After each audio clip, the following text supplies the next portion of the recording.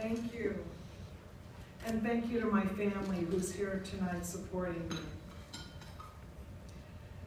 It's an honor to share my story. I can't tell you how much. In the fall of 2011, I was so excited to go back teaching 7th grade math. My classroom was ready, as was I. And luckily, since it was the start of the school year, school was only in session for a few days. And then I was excited because it was my birthday weekend. However, when I got home from school, there was a message from the doctor telling me to come into the office. As anyone can tell you, that is never a good message to receive. And of course, since it was on Friday, the office was closed. That was my worst birthday weekend ever, because I was worried.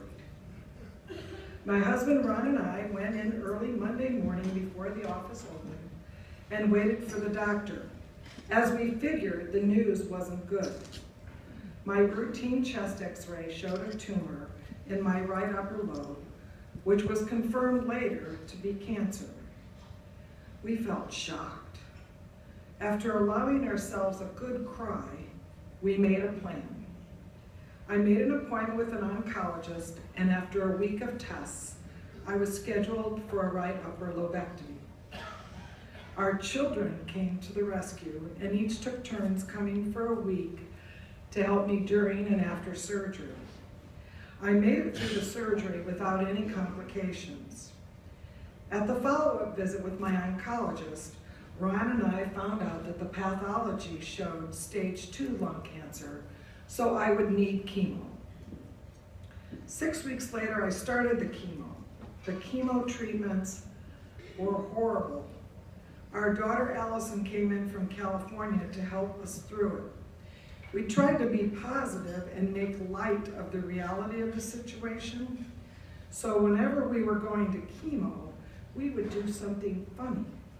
One time, as I was walking to the restroom with my IV pole, I told the nurses I was going to Starbucks and asked them if I could get anything. We all laughed, which brought levity to the situation. Even wearing glasses with a big nose and mustaches on our faces didn't ease the pain for long. I suffered the usual adverse effects of chemo, nausea, lack of appetite, and constipation. By the end of the chemo treatment, I felt like a sack of potatoes. I couldn't think, read, or even watch TV. I was like a blob. It hurt me to breathe, and it seemed like my brain was gone. As soon as I was somewhat better, it was time for the next round of treatment. Before my surgery, I had started to journal that summer. In one entry I wrote, "I am so lucky to have so many friends and family supporting me. I am so grateful. The support helped me to remain strong and have a positive attitude. My faith and faith community have helped me so much. Somehow I made it through the chemo and didn't even lose my hair." In January, I went back to the classroom and somehow finished the remainder of the year. But I wasn't completely myself. My brain was a little fuzzy.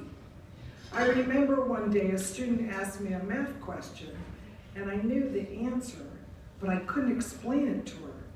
My brain was not working. I told the student I was suffering from a little chemo brain and that I would explain it to her tomorrow. Another student came to my rescue and said her mother worked with cancer patients and that many people do suffer some memory problems. Thank heavens that didn't happen again, in the classroom at least. At home with my family, we still play charades whenever I can't think of a word. It could be Alzheimer's disease, but I like to use my cancer card. I've earned it. The next summer, my sister Shirley and I decided to do another mini triathlon. We did it to show lung cancer that it wasn't going to win.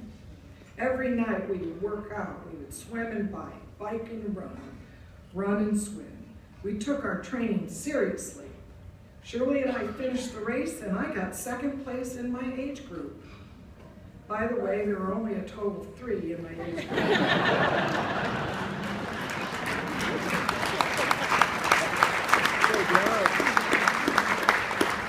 But I felt great. In the fall of 2012, I went back to the classroom for one more fabulous year. I wanted to retire on my own terms, not cancer's terms. I had a terrific year and then began enjoying retirement. I started going to the YMCA for the Livestrong Cancer Exercise Group, and I volunteered tutoring for an after-school program, and I had a great 2013. The following summer, I started having headaches and neck aches, and so my doctor had a CT scan of my neck and an MRI of my brain. The scan showed several lesions in my neck and one in my head. My oncologist ordered a PET scan, biopsy of the neck, and a neurosurgeon consult. The day we were to get the results, I wasn't too concerned because I was feeling well. My headaches went away, and I thought that back pain was just, a little arthritis. That morning, I'd gone to church, ate my favorite breakfast, which is like a half a coffee cake at Panera. I worked out at the Y for 25 minutes with an hour of Zumba. And after lunch, Ron and I went to our appointment for the oncologist. We were not prepared for the results we received. The biopsy showed stage 4 lung cancer with metastasis in both hips, both sides of my neck, liver, rib, mediastinum, thoracic spine. I might have missed a few, I'm not sure. The prognosis for this diagnosis was 6 months. The only hope was chemotherapy, which could prolong my life. However, we did ask our oncologist for a recommendation for a second opinion. She suggested I see Dr. Hanna in Indianapolis. Ron and I spent some time trying to accept this diagnosis. He immediately went on medical leave so we could be home together. The night before I started chemotherapy again, Ron and I cried all night and just held each other. Ron was angry at God for allowing this to happen to me. Because of my strong faith, I was not mad and felt at peace. I believed in God's will. We both decided to adopt a positive attitude, seek a second opinion, and enjoy life. Ron and I did research and read many books. Then we started counseling and founded a cancer support group. I decided as long as I was alive, I was going to make the best of every day. In July, we had an appointment with Dr. Hanna at the Simon Cancer Center to see if there was anything else we could do to fight this disease. He was like a breath of fresh air. Dr. Hanna didn't want to talk about my cancer. Instead, he asked me to tell him about myself, about my family, and what I like to do. After listening to me, he said he thought the prognosis I received was a little pessimistic. Dr. Hanna felt because of my lifestyle and positive attitude that I would probably live longer than the original 6 months. He thought I should have another biopsy to see if I was a candidate for a chemo pill. He gave me other options. Most importantly, he gave me hope. In August of 2014, I found out I was the winner! My cancer mutation was responding to a pill. I've been taking one pill every day since, and whenever I get side effects, I remember that I'm still alive for my husband Ron, my children, and my 3 grandchildren who are ages 4, 2, and 1.